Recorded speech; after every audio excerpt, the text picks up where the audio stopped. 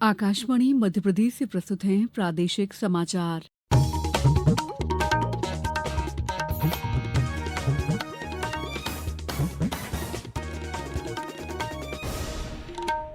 नमस्कार, समाचारों के साथ मैं दीपा सिंह। सबसे पहले मुख्य समाचार। रोम में प्रधानमंत्री नरेंद्र मोदी और इटली की पीएम जॉर्जिया मेलोनी के बीच शिखर वार्ता। प्रदेश कैबिनेट ने 30,000 करोड़ रुपए से अधिक की योजनाओं को दी मंजूरी। तबादला नीति 2026 भी पास।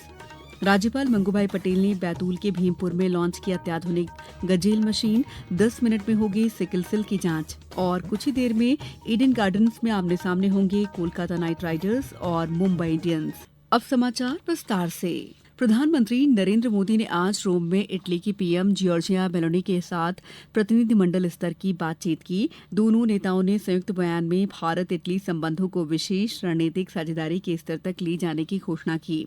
इस दौरान व्यापार, रक्षा, टेक्नोलॉजी और स्वच्छ ऊर्जा में सहयोग बढ़ाने पर खास जोर दिया गया। दोनों देश भारत इटली नवाचार केंद्र स्थापित करने और रक्षा साजो सामान के सह उत्पादन पर भी काम करेंगे। जहाजरानी, बंदरगाह आधुनिकीकरण और समुद्री अर्थव्यवस्था में भी मिलकर काम करने का फैसला हुआ है।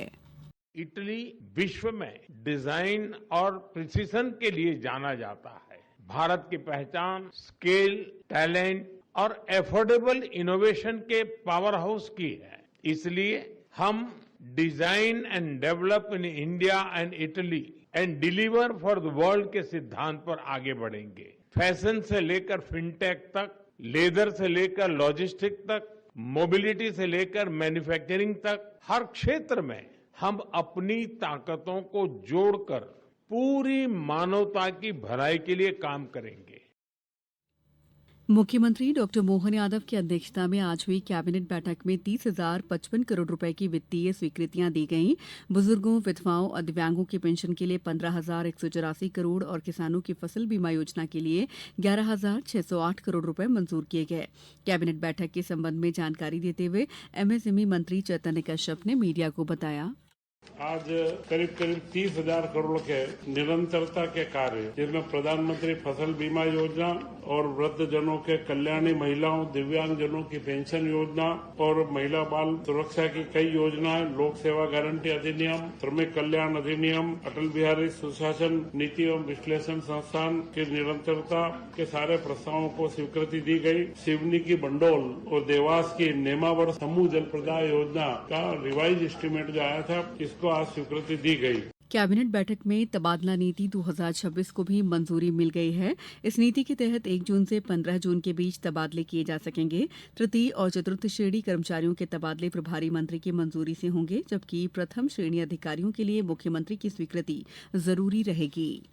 भोपाल के जम्बूरी मैदान में मुख्यमंत्री डॉ मोहन यादव की मौजूदगी में ग्राम रोजगार सहायकों का राज्यस्तरीय महासम्मेलन हुआ।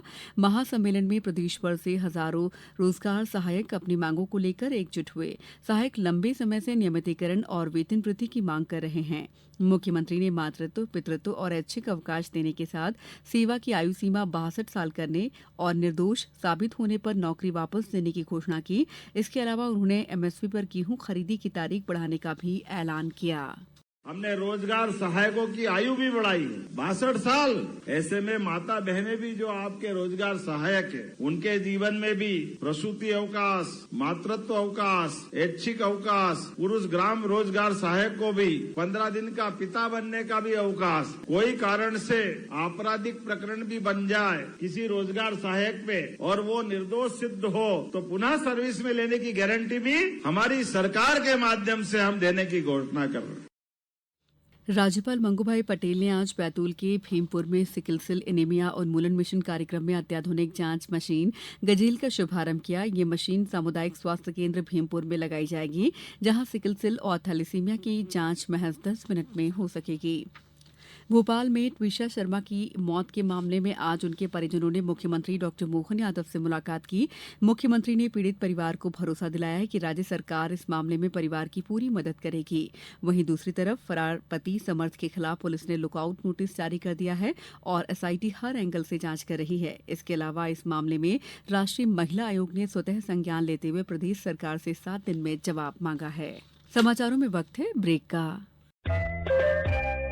ये समाचार आप आकाशवाणी मध्य प्रदेश से सुन रहे हैं। ये समाचार बुलेटिन YouTube पर Madhya Pradesh news all India radio channel पर और Facebook साथ ही X प्लेटफॉर्म पर AIR न्यूज भोपाल पर सुने जा सकते हैं। इसके अलावा आप हमारी वेबसाइट newsonair.gov.in पर अथवा न्यूज ऑन AIR ऐप पर भी समाचार सुन सकते हैं।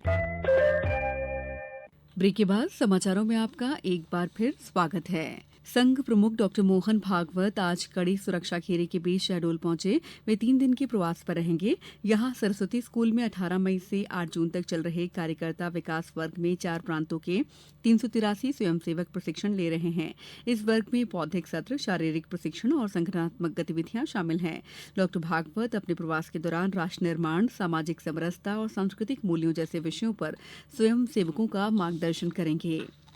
शिक्षा मंत्री धर्मेंद्र प्रधान ने आज नई दिल्ली में सुरक्षा और खुफिया एजेंसियों के साथ उच्च स्तरीय बैठक कर नीट यूजी पुनर्परीक्षा को सुरक्षित और निष्पक्ष तरीके से कराने पर जोर दिया। बैठक में ऑनलाइन गुमनाम समूहों के जरिए परीक्षा से जुड़ी फर्जी सूचनाएं फैलाने पर गहरी चिंता जताई गई। गुजरात के कच्छ जिले को राजस्थान और दिल्ली से जोड़ने वाली नई रेल सेवा इस शुक्रवार से शुरू होगी। रेल मंत्री अश्विनी वैष्णव भुज से ट्रेन को हरी झंडी दिखाएंगे। प्रदेश में आज हजारों दवा दुकानें बंद रहीं। All India organisation of chemist and druggist ने ऑनलाइन दवा बिक्री के विरोध में ये 1 दिवसीय हड़ताल बुलाई थी। हड़ताल को प्रदेश के ज्यादातर रिटेल और थोक दवा व्यापारियों ने समर्थन दिया। भोपाल में केमिस्टों ने ऑनलाइन सिस्टम का पुतला भी दहन किया। व्यापारियों का आरोप है कि ऑनलाइन दवाओं की गुणवत्ता और निगरानी को लेकर अभी कोई स्पष्ट सिस्टम नहीं है, जो सीधे आम लोगों की सेहत के लिए खतरनाक है। जनजातीय कार्य मंत्री डॉक्टर विजय शाह ने आज खंडवा के ग्राम रोशनी में 1 करोड़ 36 लाख रुपए की लागत से बने इंटीग्रेटेड फार्मिंग क्लस्टर का लोकार्पण किया। सीहोर जिले की बुधनी के पारंपरिक लकड़ी के खिलौने अब राष्ट्रीय और अंतर्राष्ट्रीय बाजार में अपनी खास जगह बना रहे हैं। G20 सम्मेलन में विदेशी प्रतिनिधियों को यहां के कारीगरों द्वारा बनाए गए 500 चरखे भेंट किए गए थे। वहीं दुबई के अंतर्राष्ट्रीय हस्तकला बाजार में भी इन्हें खूब सराहा जा चुका है। बुधनी में 29 करोड़ रुपए की लागत से अत्याधुनिक खिलौना क्लस्टर बनाया जा रहा है। यहाँ 51 शेड में कारीगर बड़े पैमाने पर उत्पादन कर सकेंगे। सर्वोच्च न्यायालय ने 2027 की जनगणना में जाति गणना कराने के केंद्र सरकार के फैसले को चुनौती देने वाली याचिका खारिज कर दी है। मुख्य न्यायाधीश सूर्यकांत की अध्यक्षता वाली पीठ ने कहा है कि मामला सरकार के नीतिगत अधिकार क्षेत्र में आता है। कोर्ट ने यह भी कहा है कि पिछड़े वर्गों के लिए कल्याणकारी योजनाएं बनाने के लिए उनकी संख्या जानना जरूरी है। आईपीएल का 65वां मैच अब से कुछ देर बाद ईडन गार्डन्स में कोलकाता नाइट राइडर्स और मुंबई इंडियंस के बीच खेला जाएगा। प्लेऑफ के दौड़ में बने रहने के लिए कोलकाता को हर हाल में मैच जीतना होगा। वे 12 मैचों में 11 पॉइंट्स के साथ 8वें स्थान पर हैं। मुंबई पहले ही टूर्नामेंट से बाहर हो चुकी है और 8 पॉइंट्स के साथ 9वें स्थान पर है। अब कुछ समाचार संक्षेप में। देवास में जनगणना 2027 के प्रथम चरण के अंतर्गत मकान सूचीकरण और मकानों की गणना का कार्य प्रगति पर है। गुना में अनुविभागीय अधिकारी द्वारा बीनागंज स्थित फैंसी पटाखा दुकान और गोडाउन का औचक निरीक्षण किया गया। आगर मालवा कलेक्टर ने आज स्कूल शिक्षा विभाग की समीक्षा बैठक में कहा कि ड्रॉप आउट विद्यार्थियों को पुनः शिक्षा से जोड़ा जाए। जबलपुर में भारतीय रेल द्वारा विश्व पर्यावरण दिवस 2026 अभियान के तहत पश्चिम मध्य रेल के तीनों मंडलों में 15 मई से 15 जून तक पर्यावरण संरक्षण कार्यक्रम आयोजित किए जा रहे हैं। सीहोर जिले में नौतपा से पहले ही भीषण गर्मी और गहरा जल संकट लोगों की परेशानी बढ़ा रहा है। राजगढ़ जिले में राष्ट्रीय डेंगू दिवस के अवसर पर व्यापक जन जागरूकता अभियान और सेमिनार का आयोजन किया गया। शिवपुरी में यातायात व्यवस्था को सुदृढ़ करने के लिए कलेक्टर की अध्यक्षता में जिला सड़क सुरक्षा समिति की बैठक हुई। इस बुलेटिन में बस इतना ही।